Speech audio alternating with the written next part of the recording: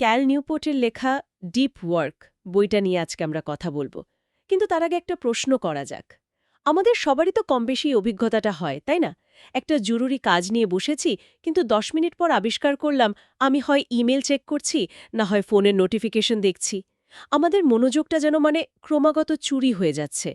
বইটির মূল প্রশ্নটাই হলো, এই যে ডিজিটাল যুগ, যেখানে আমাদের মনোযোগ প্রতিনিয়ত হাজারো দিকে বিভক্ত, সেখানে অবিভক্ত মনোযোগ দিয়ে কাজ করার ক্ষমতা কি সত্যিই একবিংশ শতাব্দীর সবচেয়ে বড় শক্তি হতে পারে? একটা সুপার পাওয়ার? প্রশ্নটা খুবই গুরুত্বপূর্ণ, কারণ আমরা একটা অদ্ভুত সময়ের মধ্যে দিয়ে যাচ্ছি। একদিকে আমাদের হাতে অসাধারণ সব টুলস, অন্যদিকে এই টুলসগুলোই আমাদের মনোযোগকে একদম ছিন্ন ভিন্ন করে দিচ্ছে। ক্যাল নিউপোর্ট তার বইতে ঠিক এই সমস্যার গভীরে যাওয়ার চেষ্টা করেছেন। তিনি বলছেন, এই বিক্ষিপ্ত পৃথিবীতে সফল হওয়ার চাবিকাঠি হল গভীরতা বা ডেপথ। আর এই গভীরতা বুঝতে হলে নিউপোর্ট বলছেন আমাদের আগে কাজের ধরনটাকে বুঝতে হবে। তিনি কাজকে মূলত দুটো ভাগে ভাগ করেছেন, তাই না? ঠিক তাই। প্রথমটা হল ডিপ ওয়ার্ক বা গভীর কাজ। সহজ ভাষায় বললে এমন কোনো কঠিন কাজ যেটা করার সময় আপনার আশেপাশে কোনো ধরনের ডিস্টারবেন্স থাকা চলবে না, আর আপনাকে পুরো মনোযোগ দিতে হবে। এই ধরনের কাজ আপনার দক্ষতাকে সর্বোচ্চ পর্যায়ে নিয়ে যায়, নতুন মূল্য তৈরি করে, আর এটা সহজে অন্য কেউ নকল করতে পারে না। এই ধারণাটা শোনা মাত্রই আমার মাথায় কিছু ক্লাসিক উদাহরণ আসছে। বইটাতে উল্লেখ আছে, যেমন মনোবিজ্ঞানী কার্ল ইয়ুং। তিনি জুরিখ হ্রদের তীরে নিজের হাতে একটা পাথরের টাওয়ার বানিয়েছিলেন। নাম দিয়েছিলেন বলেনজেন। ওখানে কোনো বিদ্যুৎ ছিল না। তিনি ঘণ্টার পর ঘণ্টা একা বসে লিখতেন। আজকের দিনে এটা তো প্রায় কল্পবিজ্ঞানের মতো শোনায়। একদম। শুধু ইয়ুং নন, মার্ক টুয়েন। তিনি তার বিখ্যাত বই দি অ্যাডভেঞ্চার্স অফ টম সয়ার লিখেছিলেন বাড়ির থেকে দূরে একটা বিচ্ছিন্ন সেরে বসে। অবস্থা এমন ছিল যে তাকে খাবার জন্য ডাকতে হলে তার পরিবারকে শিঙা বাজাতে হতো। শিঙা বাজাতে হতো? তো কম্পিউটার ব্যবহার করেন না, একটা পুরনো ম্যানুয়াল টাইপরাইটারে কাজ করেন। যাতে কোনো ইমেল বা নোটিফিকেশন তাকে বিরক্ত করতে না পারে। এই উদাহরণগুলো অসাধারণ, কিন্তু এটা তো গল্পের এক পিঠ। এই যে কার্ল ইয়ুং বা মার্ক টুয়েন যেভাবে কাজ করতেন, তার ঠিক উল্টো জীবনই তো আমরা এখন যাপন করি। আমাদের এই অন্য ধরনের কাজগুলোর কি কোনো নাম দিয়েছেন নিউপোর্ট? অবশ্যই। ডিপ ওয়ার্কের ঠিক বিপরীত পেরুতে আছে শ্যালো ওয়ার্ক বা অগভীর কাজ। এগুলো হলো সেই সব কাজ যা জ্ঞানীয়ভাবে খুব একটা কঠিন নয়, অনেকটা লজিস্টিক ধরনের এবং প্রায়শই বিক্ষিপ্ত অবস্থায় করা হয়। যেমন ধরুন, ইমেলের উত্তর দেওয়া, মিটিংয়ে বসে থাকা, সোশ্যাল মিডিয়ায় পোস্ট করা। এই কাজগুলো আপনাকে ব্যস্ত রাখে, কিন্তু পৃথিবীতে খুব বেশি নতুন মূল্য তৈরি করে না, এবং আপনার জায়গায় অন্য কাউকে সহজেই রিপ্লেস করা যায়।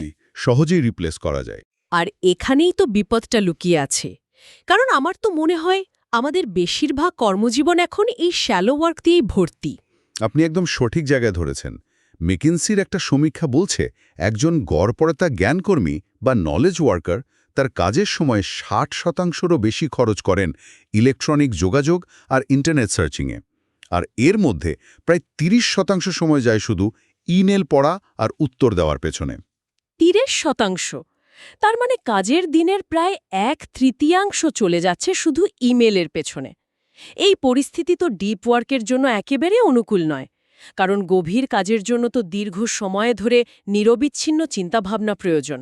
আর এখানেই তো নিউপোর্টের মূল থিসিসটা, যেটাকে তিনি বলছেন ডিপ ওয়ার্ক হাইপোথিসিস। তিনি বলছেন, আমাদের অর্থনীতিতে ডিপ ওয়ার্ক করার ক্ষমতা যখন সবচেয়ে মূল্যবান হয়ে উঠছে, ঠিক তখনই এটা সবচেয়ে বিরল হয়ে যাচ্ছে। তার মানে যারা এই দক্ষতাটা অর্জন করতে পারবে, তারাই ভবিষ্যতে সবচেয়ে বেশি উন্নতি করবে। এটা একটা অদ্ভুত প্যারাডক্স। এখন প্রশ্ন হল, ডিপ ওয়ার্ক কেন এত মূল্যবান? এর উত্তর দুটো জায়গায় পাওয়া যায়। একটা হলো আধুনিক অর্থনীতি, আর অন্যটা হলো আমাদের মস্তিষ্ক। আজকের অর্থনীতিতে যদি আপনি সফল হতে চান, আপনার দুটো মূল ক্ষমতা লাগবে।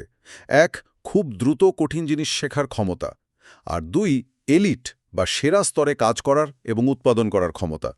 আপনি মাঝারি মানের কাজ করলে এখন আর টিকে থাকতে পারবেন না।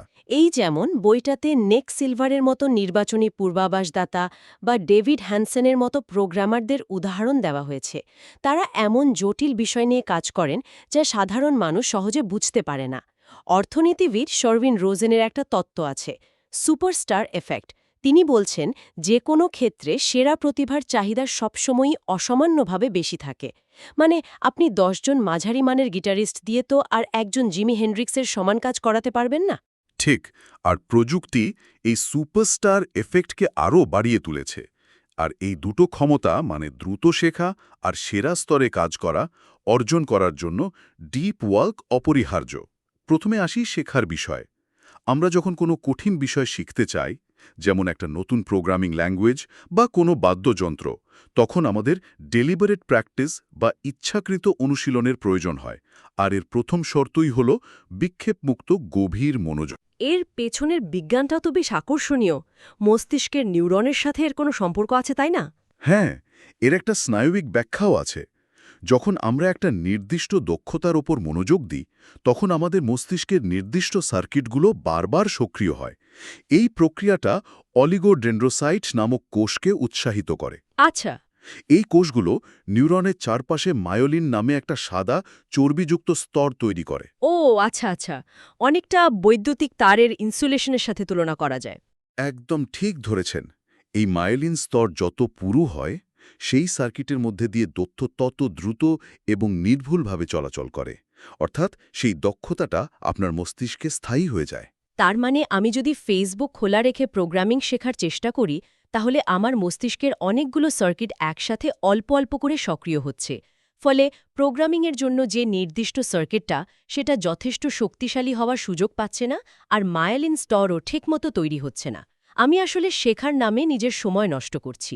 একদম তাই। আপনি নিজেই নিজের শেখার প্রক্রিয়াকে বাধা দিচ্ছেন। এবার আসি দ্বিতীয় ক্ষমতায়, এলিট স্তরে উৎপাদন করা। এখানে ফরাসি গবেষক সোফি লেরয়ের একটা অসাধারণ ধারণা আছে, যার নাম অ্যাটেনশন রেসিডিউ। অ্যাটেনশন রেসিডিউ মানে মনোযোগের অবশিষ্টাংশ? হ্যাঁ, তার গবেষণা বলছে যখন আমরা একটা কাজ থেকে অন্য একটা কাজে সুইচ করি, আমাদের মনোযোগের একটা অংশ আগের কাজেই আটকে থাকে। এই অবশিষ্টাংশ যত বেশি হয়, আমাদের নতুন কাজের পারফরম্যান্স তত খারাপ হয়। এটা তো সাংঘাতিক একটা ব্যাপার। তার মানে আমি যে ভাবি 5 মিনিট ফেসবুক দেখে আবার কাজে পুরো মনোযোগ দেব, সেটা আসলে মস্ত বড় একটা ভুল। আমার মনোযোগের একটা বড় অংশ তো ফেসবুকের ওই পোস্ট বা ছবিতে আটকে থাকছে।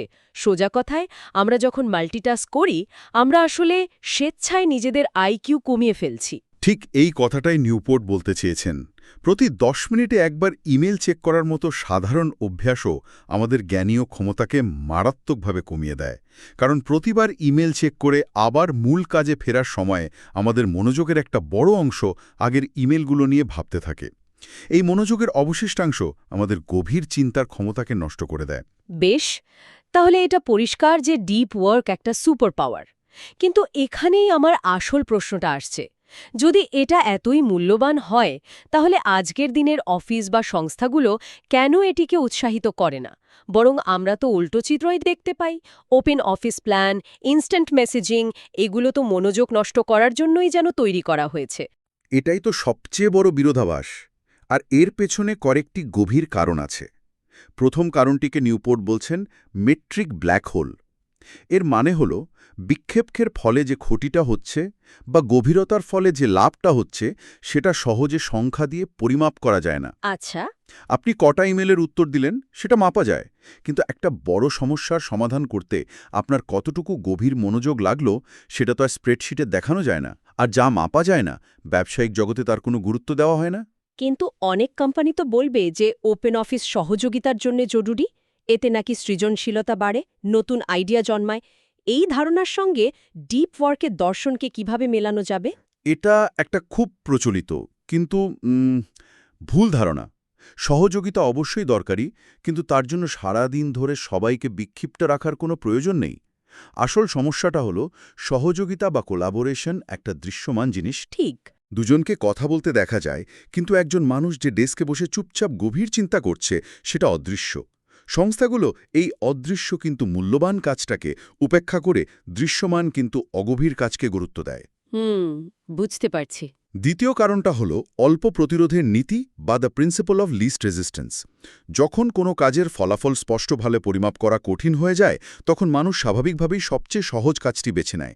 একটা জটিল রিপোর্টের জন্য ডেটা অ্যানালাইসিস করার চেয়ে 10টা ইমেলের চটজলদি উত্তর দেওয়া বা একটা অপ্রয়োজনীয় মিটিংয়ে বসে থাকা অনেক সহজ। তাই আমরা সহজ পথটাই বেছে নিই। আর তৃতীয় কারণটা আমার খুব পরিচিত মনে হচ্ছে, ব্যস্ততাকে উৎপাদনশীলতার বিকল্প হিসেবে দেখা। অফিসে এমন একটা সংস্কৃতি তৈরি হয়েছে যেখানে কে কত ব্যস্ত এটা দেখানোটা আসল কাজ করার চেয়ে বেশি মূল্যবান। যে রাত পর্যন্ত অফিসে বসে আছে, ক্রমাগত মিটিং করছে, তাকে বেশি কর্মঠ বলে মনে করা হয়, যদিও সে হয়তো সারাদিন শ্যালো ওয়ার্ক ছাড়া আর কিছুই করছে না। একদম। বইটিতে লেখক অ্যাডাম গ্রান্টের উদাহরণ দিয়েছেন, যিনি একজন অত্যন্ত সফল প্রফেসর হওয়া সত্ত্বেও নিজেকে সবার থেকে বিচ্ছিন্ন রাখেন। তার দরজায় সবসময় বিরক্ত করবেন না সাইন লাগানো থাকে। তিনি ব্যস্ততার অভিনয় করার বদলে আসল কাজটা করেন।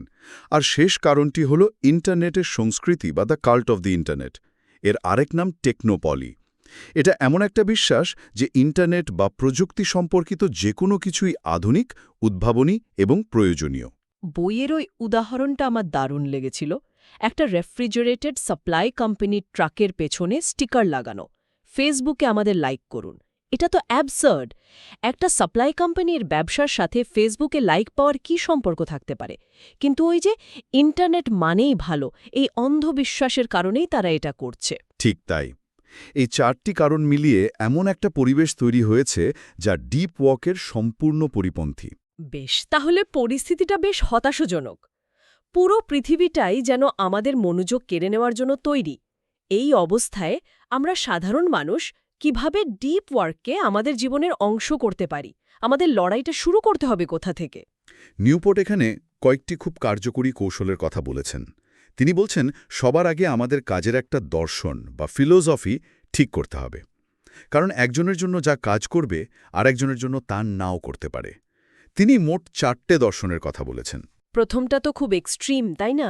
মোনাস্টিক বা সন্ন্যাসীর মতো, যেখানে ডোনাল্ড নুথের মতো কম্পিউটার বিজ্ঞানীরা সমস্ত অগভীর কাজ, এমনকি ইমেল পর্যন্ত বাদ দিয়ে দেন। এটা তো আমাদের মতো সাধারণ মানুষের জন্য প্রায় অসম্ভব। হ্যাঁ, ওটা চরমপন্থীদের জন্য। কিন্তু দ্বিতীয়টা অনেকের জন্যই বাস্তবসম্মত, বাইমোডাল দর্শন। কার্ল ইয়ুং ঠিক এটাই করতেন।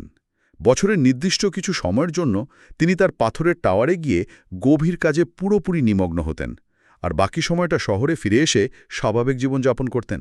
মানে কেউ হয়তো সপ্তাহের একদিন বা মাসের কয়েকটা দিন এভাবে আলাদা করে রাখতে পারে। ঠিক। আর তৃতীয়টা আমার মনে হয় সবচেয়ে জনপ্রিয় হতে পারে, রিদমিক পদ্ধতি। জেরি সাইনফেল্ডের চেইন ভাঙবেন না পদ্ধতির মতো। প্রতিদিন একটা নির্দিষ্ট সময় একটা নির্দিষ্ট রুটিন মেনে গভীর কাজ করা। যেমন আমি ঠিক করলাম প্রতিদিন সকালে প্রথম 2 ঘন্টা আমি ফোন বন্ধ রেখে শুধু লেখার কাজ করব। এটা অভ্যাস তৈরি করতে খুব সাহায্য করবে। একদম। আর চতুর্থটি হল জার্নালিস্টিক পদ্ধতি। এটা অভিজ্ঞদের জন্য। এর মানে হলো যখনই অপ্রত্যাশিতভাবে কিছুটা ফ্রি সময় পাওয়া যায় তখনই গভীর কাজে ঝাঁপিয়ে পড়া। যেমন একটা মিটিং বাতিল হলো আর আপনি সাথে সাথে ল্যাপটপ খুলে আপনার সবচেয়ে কঠিন কাজটা নিয়ে বসে পড়লেন। এর জন্য তো খুব দ্রুত মনোযোগ পরিবর্তন করার ক্ষমতা লাগে। ঠিক। কাজের দর্শন তো ঠিক করা গেল। এরপরের কৌশলটা আমার খুব ইন্টারেস্টিং লেগেছে, বিরক্তিকে আলিঙ্গন করা বা এমব্রেস বোর্ডম। এর মানে কি? এর মূল কথাটা হলো মনোযোগ নিবদ্ধ করার ক্ষমতা একটা পেশির মতো। আপনি যত এর অনুশীলন করবেন এটা তত শক্তিশালী হবে। আমরা যদি প্রতি মুহূর্তে সামান্য বিরক্তি এড়ানোর জন্য পকেট থেকে স্মার্টফোন বের করে ফেলি, তাহলে আমাদের এই মনোযোগের পেশি ধীরে ধীরে দুর্বল হয়ে পড়ে। আমরা আর দীর্ঘ সময় ধরে কোনো কিছুতে মনোযোগ ধরে রাখতে পারি না। আমার নিজের কথাই বলি, সেদিন একটা ক্যাফেন লাইনে দাঁড়িয়ে ফোনটা বের করতে গিয়েও নিজেকে থামালাম। প্রথম 30 সেকেন্ড খুব অদ্ভুত লাগছিল, খালি খালি লাগছিল। কিন্তু তারপর আমি চারপাশের মানুষ আর পরিবেশ দেখতে শুরু করলাম। অবাক হয়ে দেখলাম মনোযোগটা অন্যদিকে যাওয়ায় বেশ ভালো লাগছিল। আমরা এই ছোট ছোট মুহূর্তগুলোতেও নিজেদের মস্তিষ্ককে বিশ্রাম দিই না। আপনি একটা দারুণ পয়েন্ট বলেছেন। স্ট্যানফোর্ডের অধ্যাপক ক্লিফোর্ড নাসের গবেষণা দেখিয়েছে, যারা সারাক্ষণ মাল্টিটাস্কিং করে তাদের মস্তিষ্ক অপ্রাসঙ্গিক জিনিস ফিল্টার করার ক্ষমতা হারিয়ে ফেলে। তারা আসলে কোনো কিছুতেই ঠিকমতো মনোযোগ দিতে পারে না এবং একসময়ে মানসিক ধ্বংসস্তূপে পরিণত হয়। নিউপোর্টের পরামর্শ হল মাঝে মাঝে ইন্টারনেট থেকে ছুটি নেওয়ার পরিবর্তে বিক্ষিপ্ত হওয়ার জন্য নির্দিষ্ট সময়সূচি তৈরি করা। মানে ইন্টারনেট ব্যবহারের জন্য টাইম স্লট ঠিক করা। হ্যাঁ, যেমন আপনি ঠিক করলেন দিনের মধ্যে মাত্র 2 বার আধ ঘন্টার জন্য ইন্টারনেট ব্যবহার করবেন, বাকি পুরোটা সময় আপনি অফলাইন।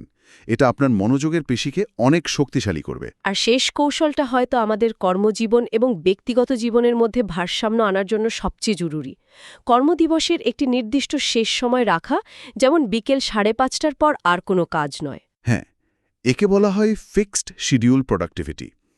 এর পেছনের যুক্তিটা হল কাজের জন্য অসীম সময় থাকলে আমরা সেই সময়টাকে অগভীর কাজ দিয়ে ভর্তি করে ফেলি। কিন্তু যদি আপনি নিজেকে একটা নির্দিষ্ট সময়ের মধ্যে কাজ শেষ করার চ্যালেঞ্জ দেন, তাহলে আপনি স্বাভাবিকভাবেই সবচেয়ে জরুরি এবং গভীর কাজগুলোকে অগ্রাধিকার দেবেন। এর তো আরও অনেক সুবিধা আছে, যেমন দিনের শেষে কাজ পুরোপুরি বন্ধ করে দিলে আমাদের মস্তিষ্ক বিশ্রাম পায়। ঠিক তাই। এর 3টি প্রধান সুবিধা হল, প্রথমত এই ডাউনটাইম বা অবসর আপনার মস্তিষ্কের অচেতন অংশকে জটিল সমস্যার সমাধান করতে সাহায্য করে। অনেক সময় দারুণ সব আইডিয়া কিন্তু কাজের টেবিলের বাইরেই আসে।